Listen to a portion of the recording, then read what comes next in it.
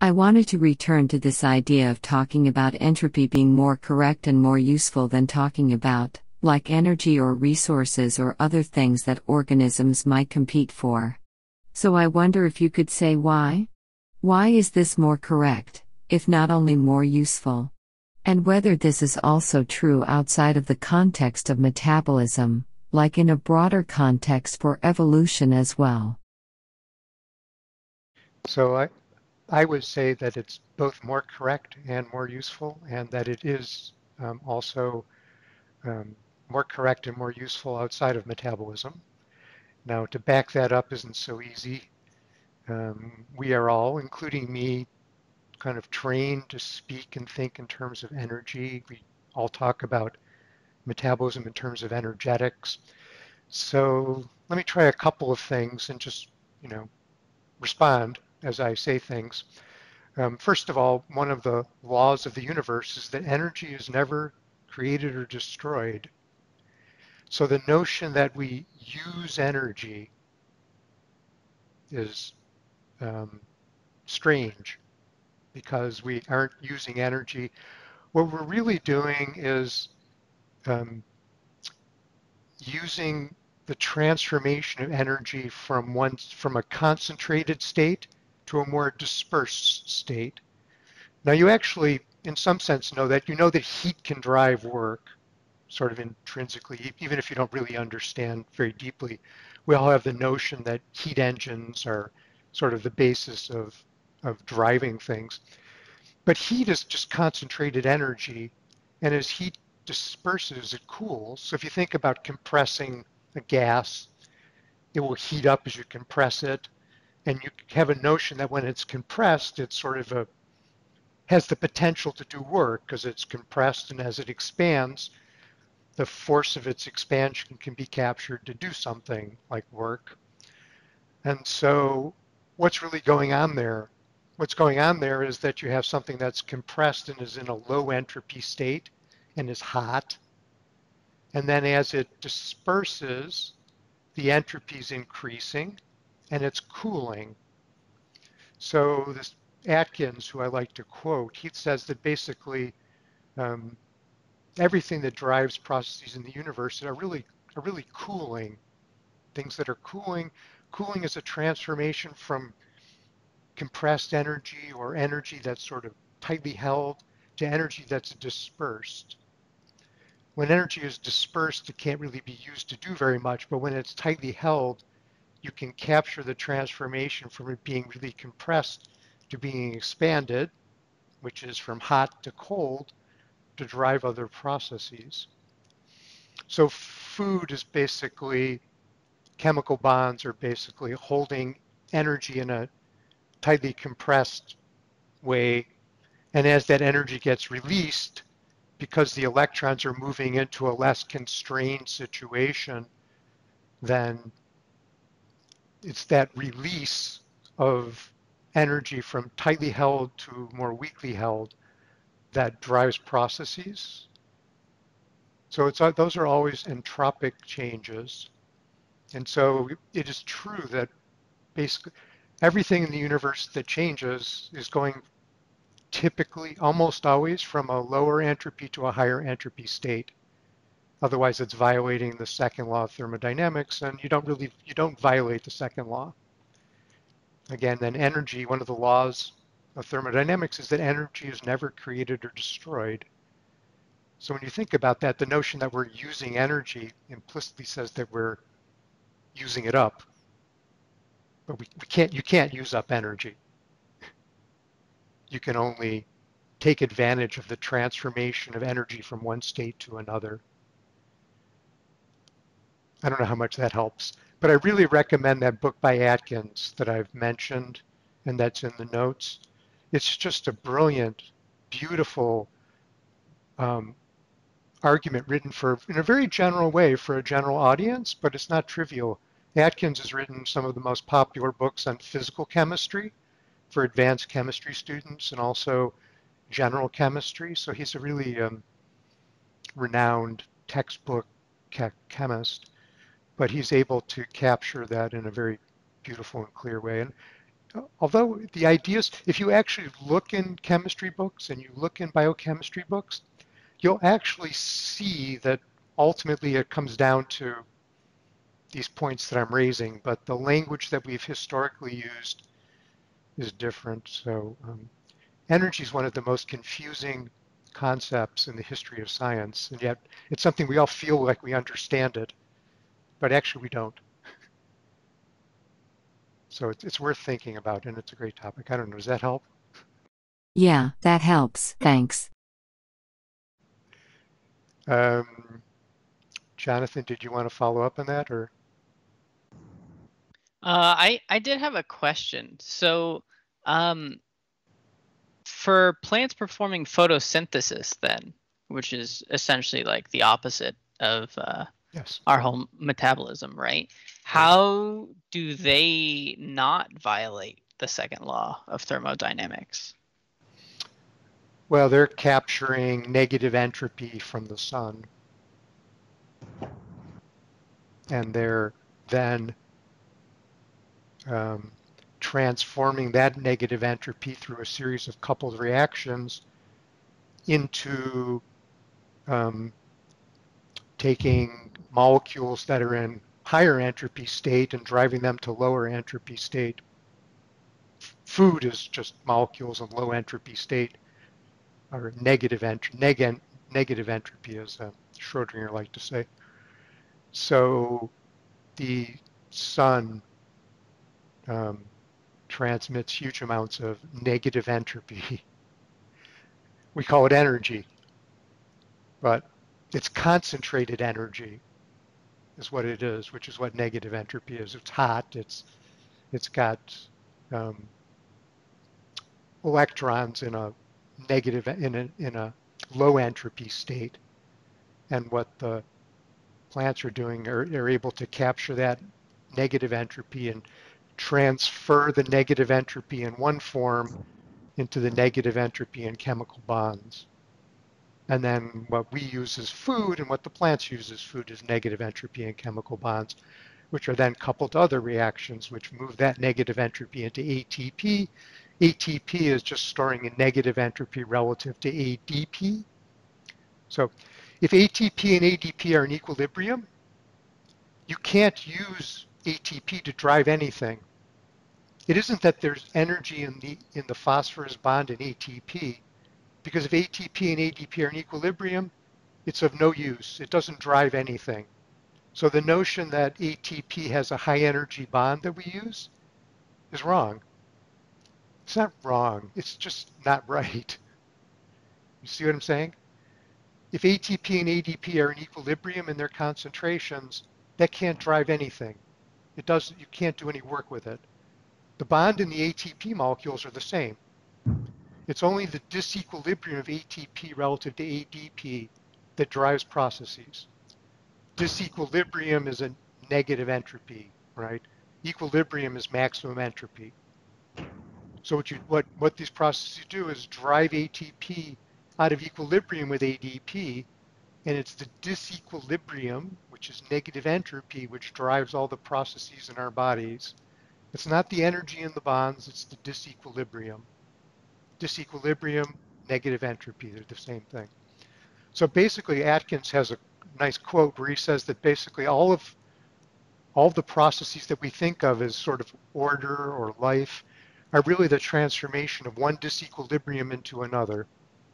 So the sun is a huge disequilibrium. Plants are capturing that disequilibrium and transforming it into a different disequilibrium. And then that disequilibrium in the molecules like glucose then is transformed into a disequilibrium of ATP versus ADP. And we use the ATP versus ADP disequilibrium to drive other processes. And when we say drive other processes, what we're really doing is driving things away from equilibrium. We're driving other disequilibrium. So everything is just transfer of disequilibria in a very controlled way. So the beauty of life is that it captures and transforms disequilibria in such a precise and elegant manner. And we'll talk about that today. That's really the topic of today's discussion, is to really emphasize those points again.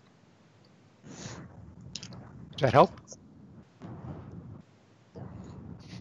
You can say, Something when I underlying ask that the question, you can say no, but you shook your head. You said yes. Okay, so go ahead, Matt. sorry. So something underlying the way that we talk about energy and thermodynamics is that when you start sitting down to do thermodynamics on like a power plant or something, the first thing you do is start drawing boxes around pieces of a system. Yeah. So in that context, it's very natural to say that, oh, there's more energy that comes in than you put out of the box in one way or another.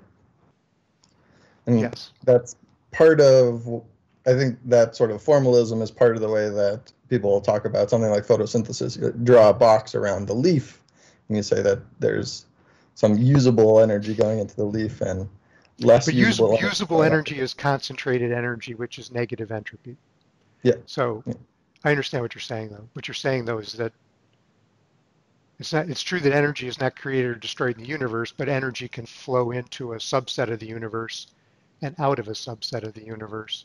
So Yeah. I overstated the case a little bit, and I think that's right. But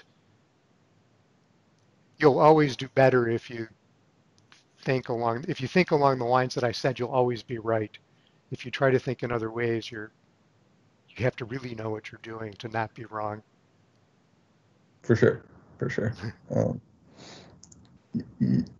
And so in this like drawing boxes scenario, I you asked a couple of weeks ago how people were taught about the relationship between life and energy and entropy, and I was thinking about it, and I think I can sum it up by um, like the what I was taught is life uses available energy from outside to locally lower entropy.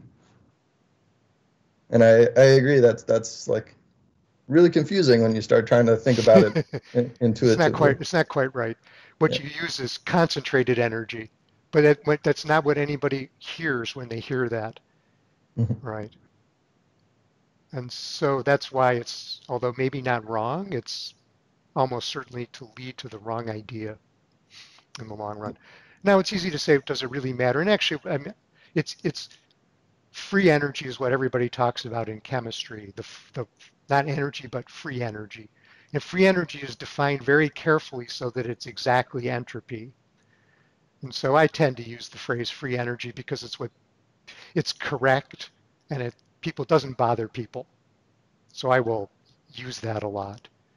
But Can can you elaborate on how like the definition of Gibbs free energy is enthalpy plus T delta S, right? It has units of joules.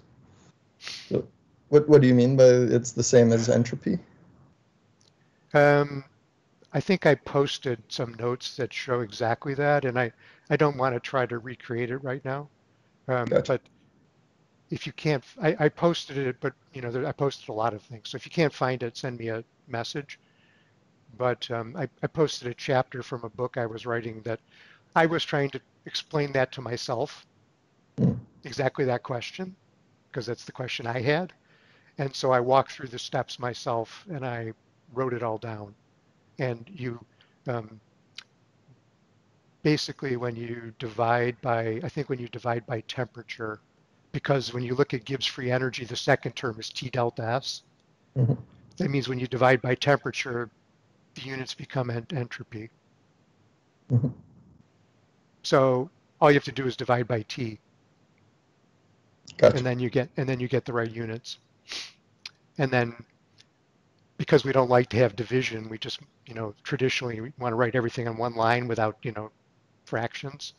The T was put up above, and then it made it Mhm. nice because it sort of looked like it was free. It looked more like an energy thing, but it's really if you walk through the steps of where it comes from, it's a carefully defined box type thing, like you said, where you define a subset of the universe so that you can make some tricks convenient so that you can, instead of having to talk about entropy, you can talk about some other things. that are convenient in chemistry. But it's very clear that it's just an expression of entropy changes when you look at it in the historical context. So it's worth doing if you're really interested and you have a little experience as you do, because then when you do it again and with that in mind, you can really see the connections very clearly.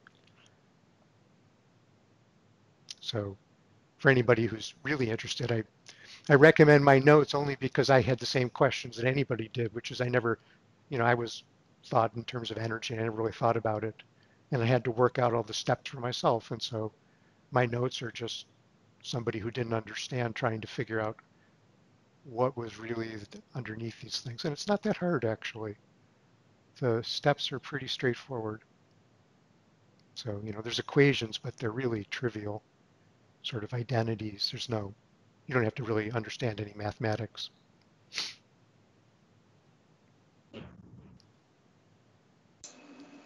So just, I guess piggybacking off of Matt's, just pointing out that Gibbs free energy is like enthalpy plus T times entropy, change in entropy, depending on if it's delta G or just G. In this case, is enthalpy interpreted as something that's like not important to a reaction in terms of transferring, sort of transferring this equilibrium from the reactant onto the product? Like, it's just something that can't be accessed, or just something that's inherently lost, or I don't know. How is that? Is that part of the derivation, or? That's a good question. I'm not a great expert. Basically,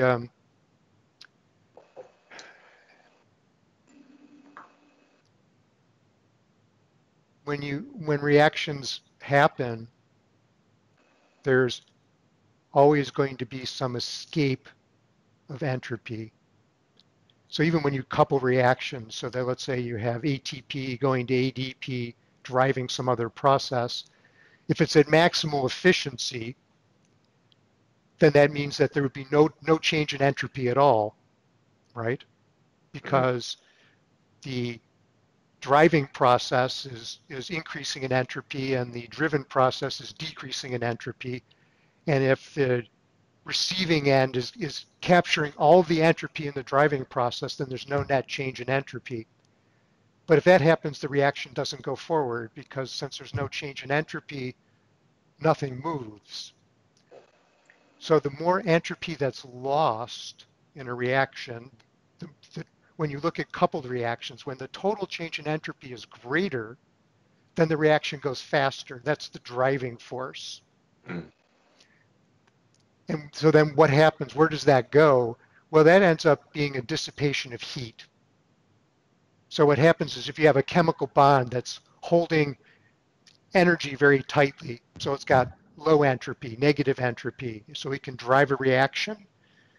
And then when you look at the products, and the products have more dispersed energy, higher entropy, then there's going to be some bit of entropy which is not captured in the products, negative entropy, and it has to go somewhere, and that's the enthalpy. That's why there's another term. And the enthalpy, generally speaking, where that dispersed energy goes is in the release of and distribution of heat. So reactions that go faster tend to release more heat, because reactions that go faster have a greater total change in entropy. They have a greater total change in entropy. The delta S in Gibbs free energy is the change in the entropy between the reactants and the products. But some of the entropy has to be dispersed in order to drive the reaction, because if the reactants and the products have the same entropy, then you're not going to go anywhere. So the greater the driving force, the more entropy change there is, which is released as heat, which is enthalpy. So fast reactions release a lot of heat, but they're very wasteful, because that heat is then can't be captured. Generally, organisms don't capture and use heat. Engines can capture and use heat, mechanical engines can, but organisms for the most part don't. They can really only capture and use chemical energy. So the heat in metabolism is generally diffuses away very rapidly and is gone. So organisms, and this is part of today's discussion, The faster reactions go, the more heat is dispersed. But the more heat is dispersed, the more of the negative entropy in the food just disperses off as heat and disappears.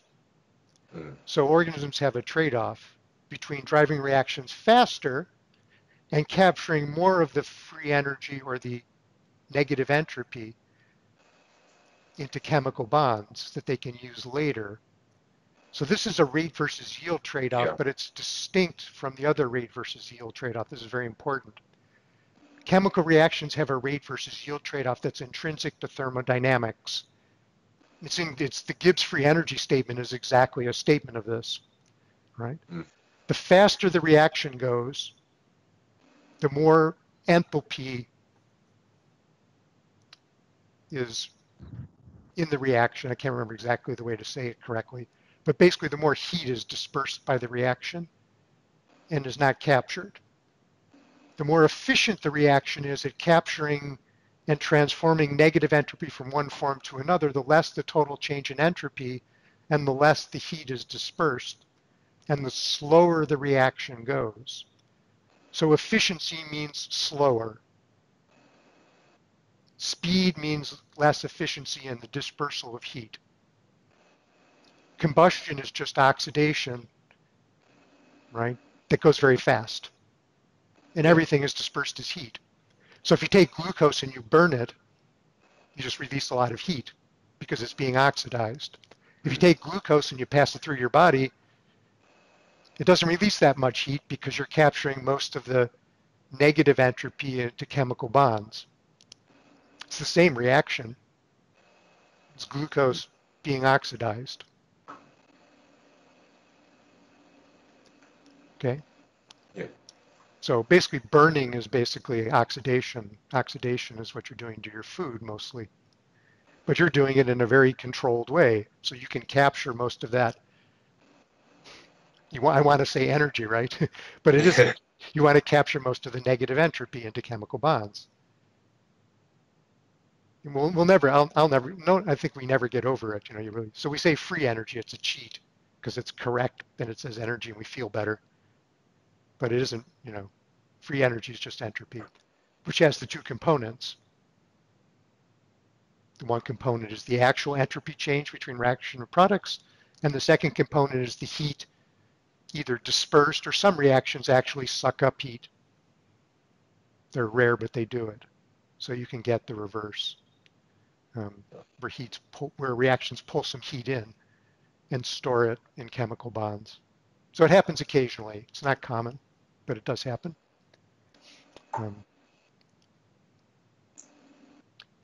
But these are good. I mean, these are good questions. These are, I find it interesting because we've all learned. I mean, we have different backgrounds, but we've all learned something about metabolism and energy and that sort of thing. And we're all curious about food. And until about a year ago, I realized once I started really understanding this, I realized I hadn't the slightest idea what was going on. And it's really important because, as I've tried to say later today, unless you really understand what's going on, you can't really understand what organisms are all about, because there isn't anything more important than core metabolism in organisms. And once you understand core metabolism and how it's shaped, you understand a huge amount about how other traits and how life is shaped.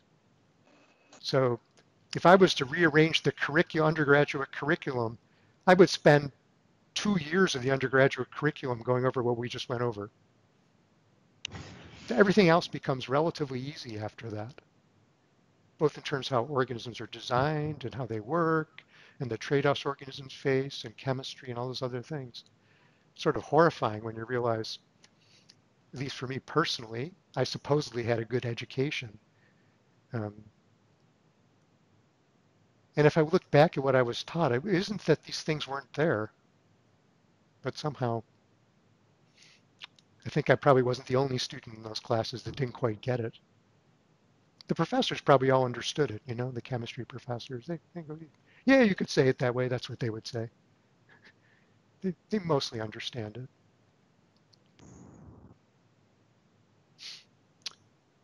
Okay. Then we have a few people who are supposed to do a little extra for today. You can ask questions now, or you can hold off, or you don't have to ask questions, but you have the option of bringing things up if you have anything to do. Ria, Brian, and Junya, if you have anything to say now, or it's up to you. I had a couple slides I could show about like how promiscuous enzymes work, if you think that would tie into sort of what you're talking about. It's your call. If you want to do it, I'll give you the presentation. Okay. Okay, you're a presenter. How do I share the screen? You're a presenter now, so you should see a little square with an arrow pointing up along the top of your screen. Oh, okay. You click on that, and then you click on, along the left, you'll see Share Desktop. Try that and see how it goes.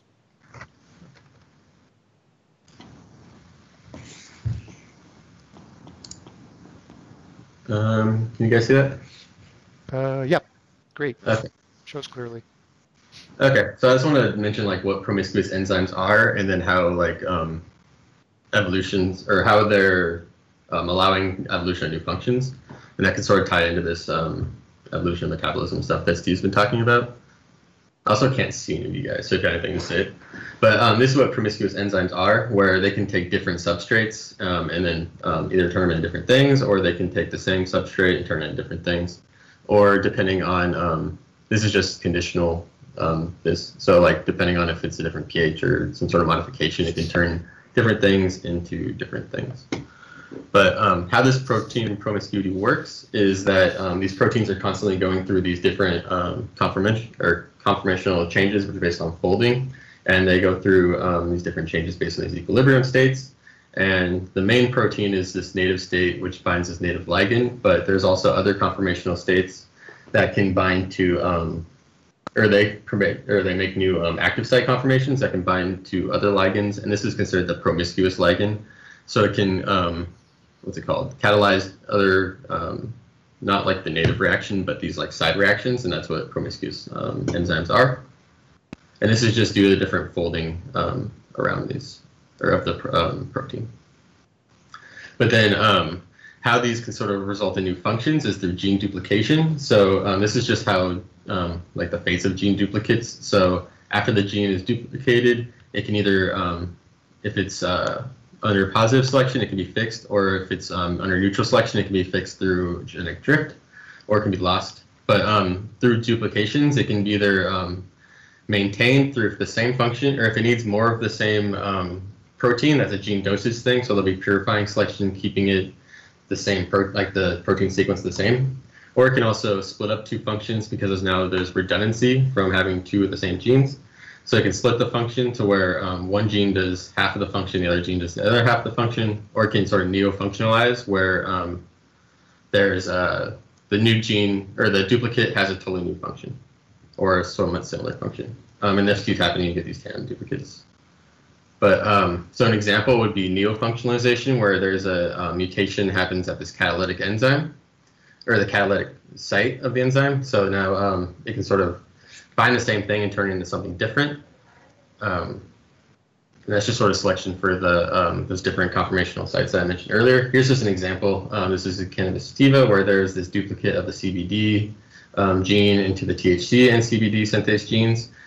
They sort of take this same substrate and they can turn it into two different things, but they also are able to create each other's products just by, but they're those like smaller side products. So this is just an example of evolution through promiscuity. And this is sort of how they work. So you can start with an enzyme that's sort of the specialist, and then there's these two trade-offs. There's a weak negative trade-off or a strong negative trade-off.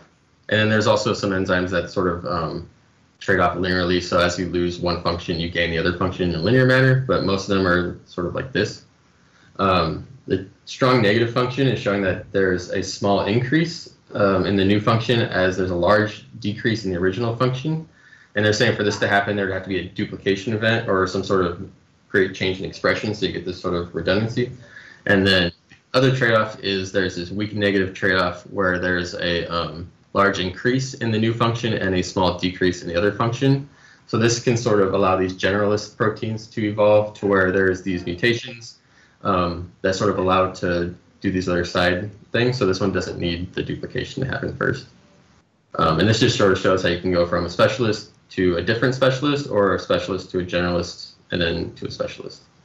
But that happens sort of like this, to where you'll get this generalist first, and then it'll duplicate, and then each of those will be sort of selected for these different sub reactions, I guess, in here. And they can also get like these new sub reactions as they're evolving. And then these are just the 3 things that were needed for promiscuity to lead to divergence that I saw in a review. So it has to have an immediate physiological advantage. It can also be improved, or the side reaction can be improved through a few mutations. And then, yeah, and this last one. This just shows that like promiscuity lets these new possible reactions take place, and then they can sort of shift those equilibrium values to get these new functions. That's just really all I wanted to show, okay, and how that ties into. Yeah.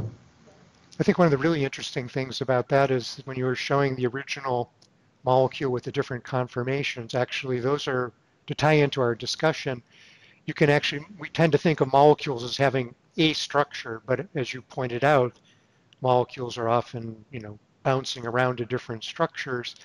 And actually, structures have different entropy states, and you can look at the distribution of entropies over those structures. If the structures have very different entropy states, they won't switch so easily. But when you have a very flat entropy surface for the different conformations, they will shift between the different entropy states. So actually, and people who look at protein folding do look at it in that way. They look at the entropy distribution over conformations. And so what you see, if these promiscuous situations are situations often that have a fairly flat entropy surface, and so the molecules can exist for significant amounts of time in different states. So the entropy notions are really central to understanding the conformations also. Okay. Is there a reason you would expect more generalist enzyme to be there in the first place to then specialize, or is that like you get really lucky when you have a generalist one? Brian? Or sorry, can you say the first part of that question again? So in the diagram you showed, there was like a generalist enzyme, and then you could specialize on that by selection. Why would you have the generalist one in the first place? It's because like those little side reactions, they provide like an immediate sort of physiological advantage, but it's just like a little bit. And then, yeah, if that little reaction is sort of advantageous, it can sort of shift that equilibrium from the native reaction towards the other one. But by having multiple sort of side reactions, you can allow it to sort of duplicate and then diverge different functions. Gotcha. Okay. Anyone else want to jump in now?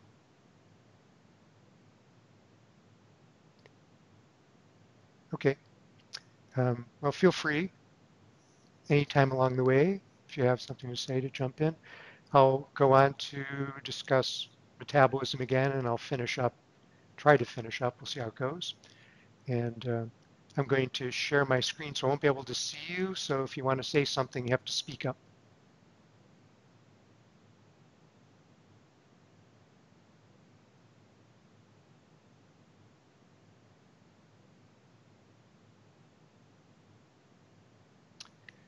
So I'm going to start here. I showed you this last time, but you probably don't remember where we were.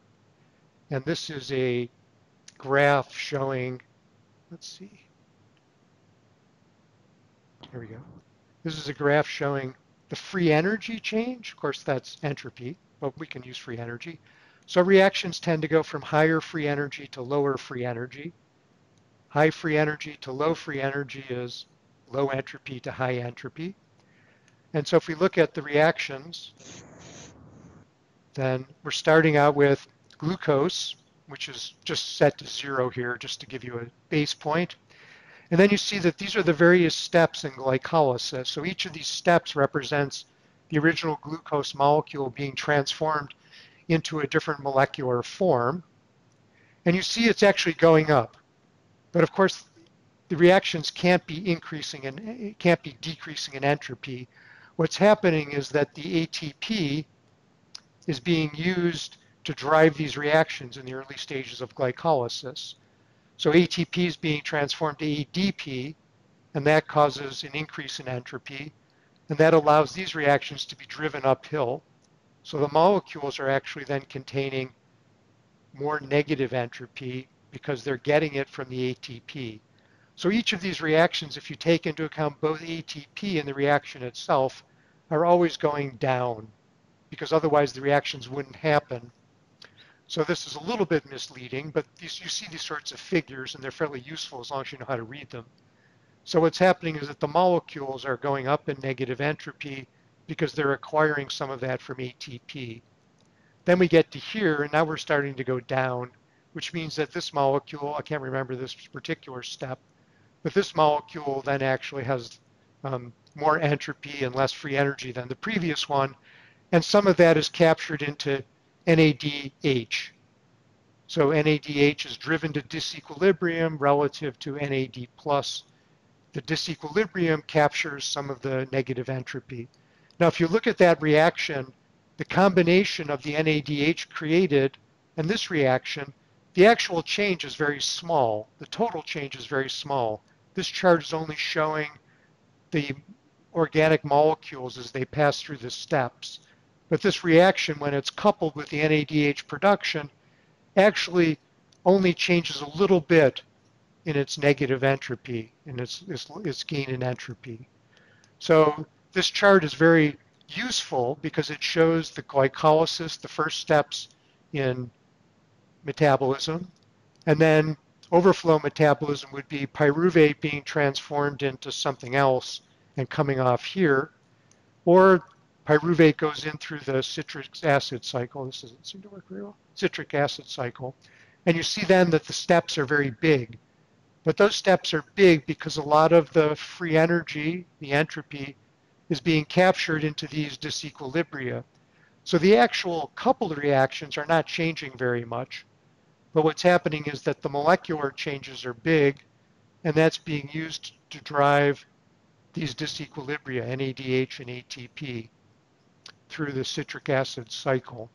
So the citric acid cycle, or the TCA cycle, the Krebs cycle, those are all the same, are capturing a lot of disequilibria that can be used to drive other processes. So that just gets back to the point we were saying, which is that if you overflow here, you're not capturing most of the negative entropy or free energy that's available to be captured into disequilibria to be used later. So that's really the puzzle of overflow, is coming off of the pyruvate and just dumping there. So this chart is very valuable, but it's also, again, very misleading for the first point being that these are coupled reactions. So these drops are misleading and this rise is misleading because the actual entropy changes, you have to take into account both sides of the coupled reactions. And the second reason why this is misleading is very important. You see these charts all the time. And that these free energy calculations showing how much free energy is in each of these molecules is done under what's called standard conditions. Standard conditions are, I don't know, 25 degrees C, a certain pressure, atmospheric pressure of standard, and that the concentration of the reactants and products are all normalized to be some standard.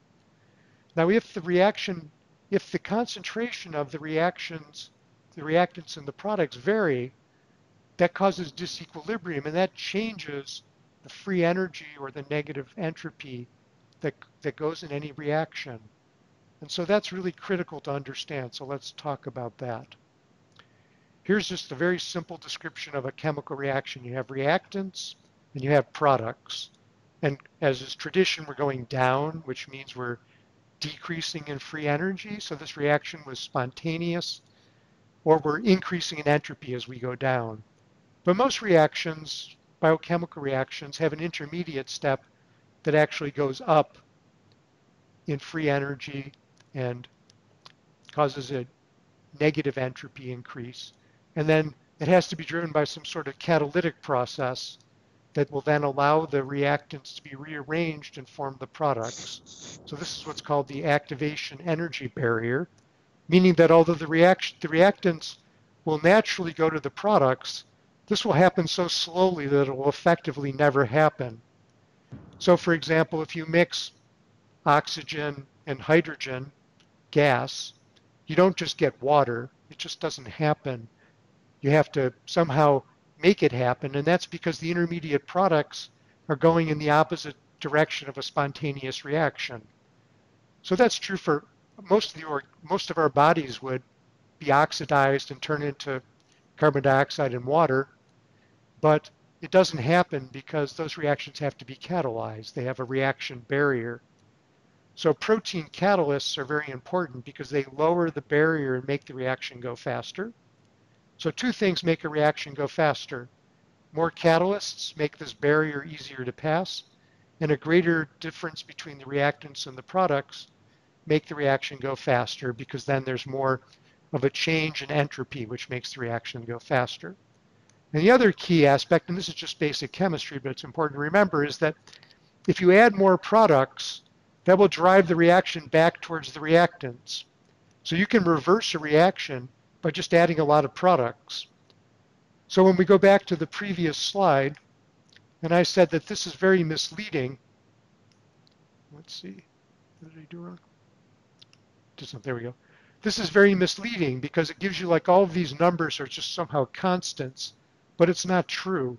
If you change the concentration of NADH, you change the concentration of this molecule or that molecule, then the change in entropy changes. For example, here a product number 4 comes from number 3. If you add a lot of 4, that will actually potentially drive the reaction back towards 3. So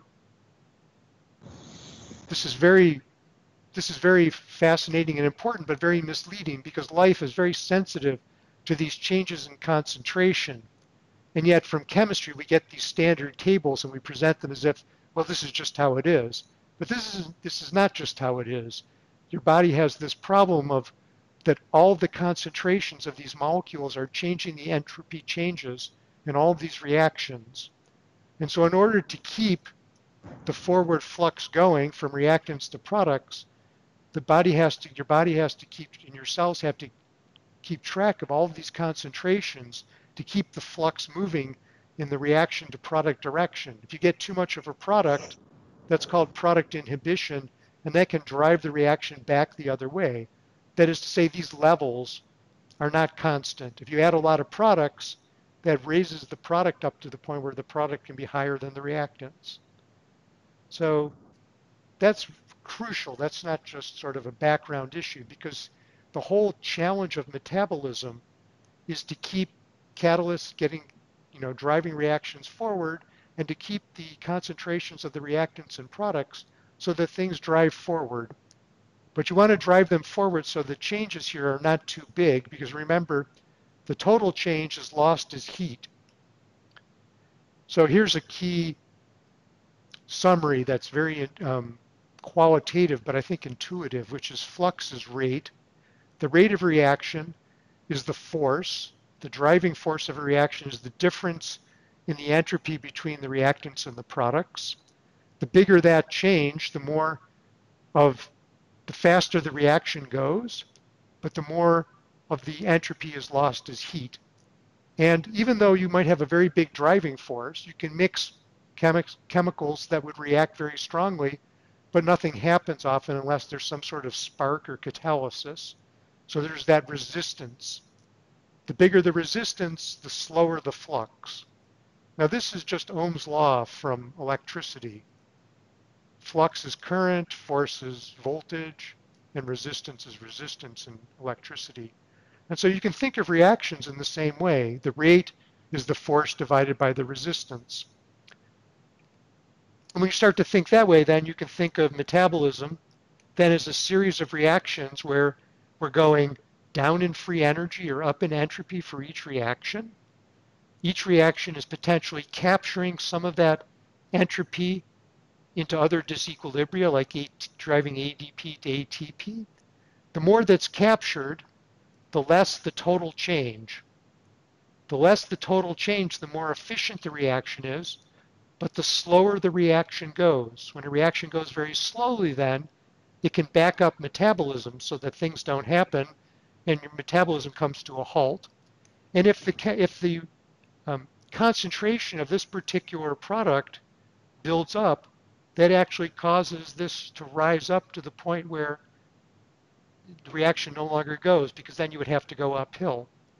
So a cell has to control all of the concentrations, try to keep things so that each reaction is only going down a little bit, because that's efficient, but it has to keep things going down because the change in the entropy is what drives the rates of reaction. And then it tries to capture these into disequilibria. So you can see the challenge of metabolism is the keeping track of all of those concentrations, keeping the flux going forward at a rate that's not too fast, because fast means losing the entropy as heat, but not too slow, because if it's too slow, you don't go anywhere.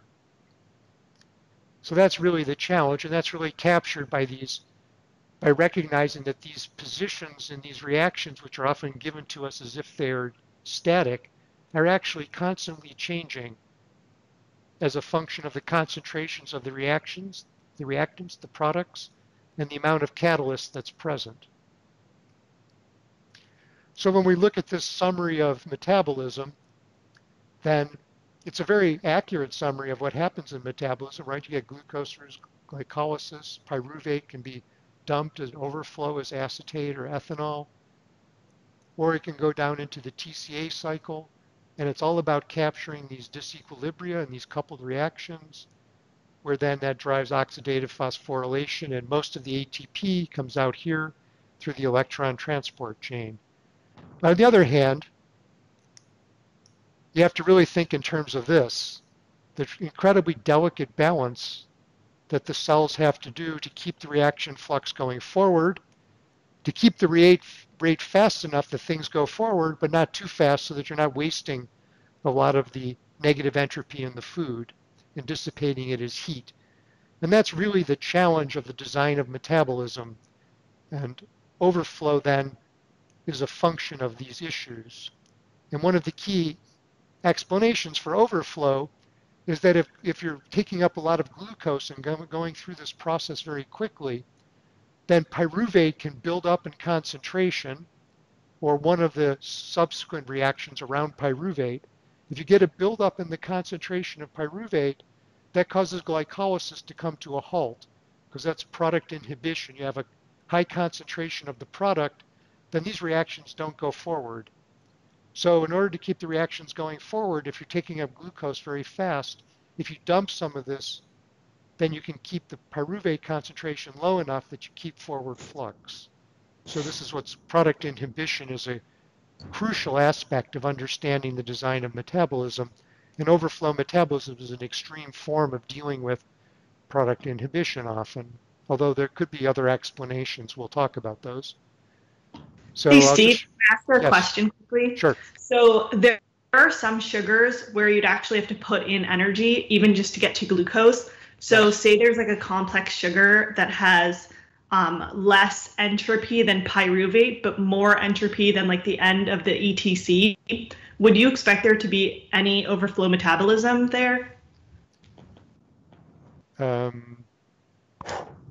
know, what happens usually is that when you have other things you're feeding on besides glucose, you go through what's called gluconeogenesis, which means that often the molecules are transformed into something that's either glucose or pretty high up on the chain of reactions towards glucose. So, and then it enters the cycle, the normal cycle. You understand what I'm saying? If you start with something which is, let's say, you know, over here, amino acids or other sugars, then what you usually do is you go through a series of reactions that come up and end up either making glucose or entering this cascade just after glucose in one of the typical products of glycolysis. And so that's how metabolism works. You have this core, and this core holds. And if you want to feed something else into this to feed off of like an amino acid or a fatty acid, fats or proteins, you end up feeding it in by going through a set of stages that feed you into this process. And then you go this way. Typically, whether you get overflow metabolism with other things besides simple sugars, I don't know. That would depend a little bit on how fast you can feed those other things in. Overflow metabolism tends to be associated with fairly fast flux through this part. And so if you're only feeding something in fairly slowly into this process, then you wouldn't typically overflow. Now there's other reasons for fermentation, right? If there's not enough oxygen, you ferment. Some organisms lack the ability to do this, and they live their whole lives through this process, right? They're anaerobic. But anyway, with regard to your original question, did I answer it? It's that the processes you tend to feed into the system by going this way. Yes, thank you. Okay. Steve, I also had a question, Yes. and I think you kind of touched on it a little bit, but why would our cells go through that fermentation process? Why not just export pyruvate to offset the changes in entropy? Why actually go through the transformation So I'm not a good enough organic chemist to say what the alternatives are. You do get typically, there often is some ATP produced when you go from pyruvate to ethanol or lactate. I don't know about acetate. You get something out of this. There's actually a reaction here that's coupled to drive a beneficial capture of disequilibrium, so that you use the pyruvate as food. Do you understand what I'm saying? You don't. Okay. So the whole point of this is to capture ATP or NADH. And when you go from pyruvate to ethanol, you also capture some ATP or NADH. So that's a beneficial reaction. You're taking some of the negative entropy in pyruvate and capturing some of it into a disequilibrium that you can use later by making that transformation. So I don't know if that helps. But yeah, sorry, I did understand it. I nodded my head, but then I realized that you couldn't see me. So yeah, right now I'm still looking at my slides. I'll look at you in a second. So let me just finish the slide, and then I'll come back, and then we'll take a break. So these key principles of catabolism, these are really critical, which is that we talked about this last time, you might not remember, but the final electron acceptor in this we're showing here is oxygen. But in some habitats, there's other final electron acceptors where there's no oxygen. If you're in a slime or a muck that doesn't have oxygen, then in order to run metabolism, the microbes that live in those habitats will use other final electron acceptors. They'll pass their electrons down to maybe iron or maybe sulfur. Sometimes they pass it to carbon dioxide and make methane. And so a lot of the diversity in microbial metabolism that really drives the biosphere really has to do with where do the electrons finally go? And oxygen tends to be a very strong final electron acceptor, which means that there's a lot of entropy change between food and the final acceptor, so it gives you a big gradient. But for other final electron acceptors, the gradient's not so big. And this gradient is very important because the total gradient between the food and the final acceptor determines how much total force there is. And the total force can be used to drive reactions faster, and it can be used to capture some of that force in disequilibrium, which is biochemical yield. Biochemical yield is disequilibria that can be used to drive other reactions. That's different from reproductive yield. That's biochemical yield in disequilibria.